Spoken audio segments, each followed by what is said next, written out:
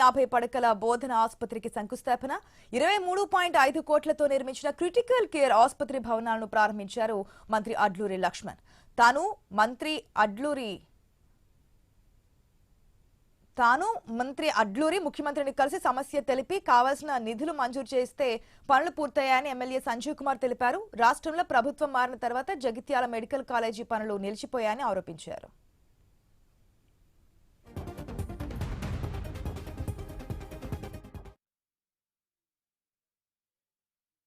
Useless అన్నారు. మరి ఇవన్నీ చేస్తుంటే యూజ్లెసా యూస్ఫుల్ అనేది జగిత్యాల ప్రజలు నిర్ణయిస్తారు. ఎవరు యూజ్లెస్ ఎవరు యూస్ఫుల్ అనేది. కాబట్టి మరి ఈ గొప్పగా పేద ప్రజలకు పనికొచ్చే కార్యక్రమంలో భాగంగా జగిత్యాల ఆసుపత్రికి ఏదో 650 పడకలే కాదు, ఆనాడే 2021లో క్యాడర్ స్ట్రెంత్ 338 మంది డాక్టర్లను శాంక్షన్ తీసుకొని ఫైనాన్షియల్ శాంక్షన్ తీసుకోవడం జరిగింది. అదేవిధంగా నర్సింగ్ స్టాఫ్ 368 మందిని తీసుకోవడం జరిగిందని చెప్పి కూడా ఈ మీడియా ద్వారా గౌరవ మంత్రివర్యుల సమక్షంలో తెలియజేస్తా ఉన్నాం.